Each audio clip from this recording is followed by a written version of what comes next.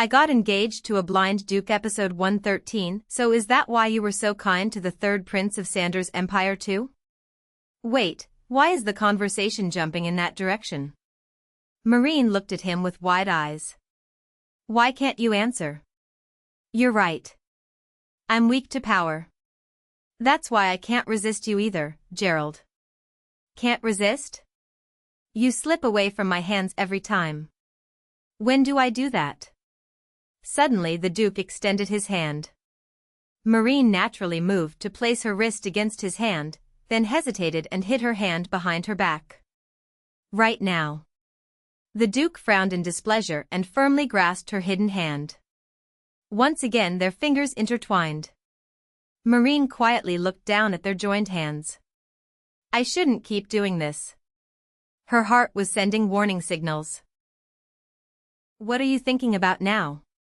I think at some point the wrist examination changed to a hand examination. Hands grow too. They don't grow. Marin started to pout but then asked. But what brings you here? Her Imperial Majesty invited you. You in diameter. Us? Marin's mouth fell open at the unexpected invitation from such a figure. To think she would meet the Empress after the Emperor. I understand. Marin pulled her hand free from his grasp and walked ahead. Where are you going? To the reception room. I'm a chaperone, aren't I? I can't leave Da alone with the young lords for too long. She answered quickly and slipped into the reception room. The Duke looked down at his empty hand and slowly closed it with regret. Marin and Dia followed the Empress's maid through the garden of the Empress Palace. The garden, dominated by white flowers, was elegant and serene. Even the vines wrapped around the arched doorway bore charming small white flowers. Soon they passed through the gate and saw the golden-haired Empress sitting at a garden table. Though the capital was relatively warm, she seemed to feel the cold greatly as she wore a soft-looking white cape. The Empress's maid stepped aside and bowed her head. I have brought them. Good. Marin of House Schwentz greets Her Imperial Majesty. Dale of Count Audria's estate greets Her Imperial Majesty. Welcome. Please sit. The pale-complexioned Empress smiled kindly and gestured to the seats. Marin and Dia sat demurely across from her. While the Empress's maid approached to pour tea, the Empress's gaze remained fixed on the two women. It feels good to meet such young ladies after so long. The Empress smiled gently as she spoke to Marin and Diameter. We are honored to meet you as well. Marin bowed her head slightly and spoke on behalf of both. The Empress gazed intently at Diameter. Lady Adriana. Yes. Dia lowered her gaze and answered modestly. What happened to the Count and Countess was truly tragic. When the Empress expressed her condolences, Dia bowed her head. Thank you for your concern. I once met the Countess before. She was such a lovely person. Dia looked up at the Empress with surprise.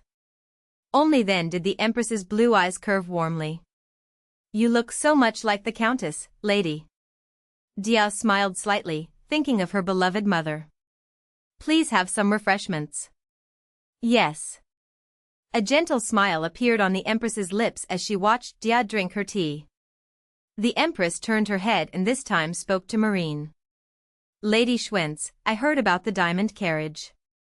Did you come in it today? The rumors have reached even the Empress Palace. They say the Western Duke cherishes you greatly. Marin's face turned pink. The carriage made because of her trauma was being perceived by others as a symbol of the Duke's love for her. Is there anything better than being cherished by the man who will be your husband? A bitter smile appeared on the Empress's lips. The Empress had an arranged marriage. It was a political marriage the current emperor had made long ago to solidify his position. Though it was a loveless marriage, the Empress bore a son. The emperor later took many imperial consorts, but they all bore only daughters. The only reason the sickly Empress could survive in the palace until now was the crown prince. Lady Adriana, let me ask you directly. What do you think of our crown prince? Dia's eyes widened, not expecting such a direct question from the empress. Marin beside her also grew tense. Dia opened her mouth carefully with a cautious expression. I think he is a good person. He's a bit rigid, isn't he? Frustrating sometimes, and like an old soul. Oh, no. Dia shook her head with a flustered expression. But as you said, he is a good person. He will become a wise ruler. The empress looked proud as she thought of the crown prince. Yes. Dia also smiled slightly as if in agreement. Seeing this, a smile appeared on the empress's face. Please take good care of our crown prince from now on. But then, such requests should not be made carelessly, Empress.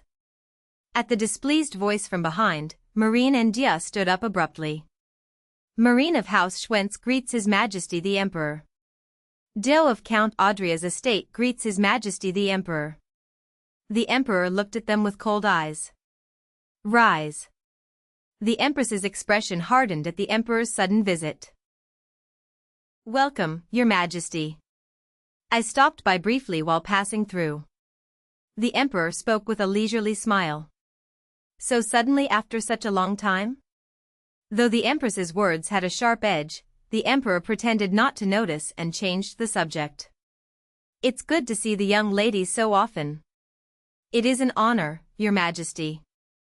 However, despite his affectionate tone, the Emperor's eyes were utterly cold. So, why did you invite these two young ladies? It was a meeting to discuss the crown prince. I see. Do you think it's proper to make such requests without consulting me? His gaze toward the Empress was as cold as ice. The Empress looked directly at the Emperor and spoke with a voice filled with resentment. I have yielded everything to you all this time. And you promised me just one thing. That you would give me authority over the crown prince's bride. The Emperor looked at the Empress with a displeased expression and frowned. Marin and Dia sat with their heads bowed, feeling like they were on pins and needles. The Empress turned to Marin and Dia with a stern expression. It's been so long since I've seen His Majesty that we have urgent matters to discuss. I'll invite the young ladies again another time. Yes, Your Majesty. Marin and Dia quickly responded. The Emperor gave his permission while staring intensely at the Empress with dissatisfied eyes. Fine. Do as the Empress wishes. Yes. We shall take our leave now. The Empress's maid quickly approached the two and guided them out. Marin and Dia followed the maid with tense faces. Once they left the Empress's garden, the maid spoke quickly with an anxious expression. If you go straight down this corridor, you'll find your way out. I think I need to go back. Well then. Yes, thank you. When Marin thanked her, the maid hurriedly turned and disappeared, seemingly worried about the Empress. Marin and Dia looked at each other, sighed, and clasped hands tightly. Dia, will it be all right? It felt like they had glimpsed the dark side of the imperial palace. Dia smiled bitterly, but her eyes shone with determination. It's something I was prepared for. Just then, an attendant hurriedly approached them. Are you Lady Schwentz and Lady Adriana? Yes. When Marin answered, the attendant smiled brightly. I've been waiting for you. I came from the Crown Prince Palace. If it's possible, may I escort you there? Marin looked at Dia, leaving the choice to her. After some consideration, Dia spoke. Very well. I'll escort you right away.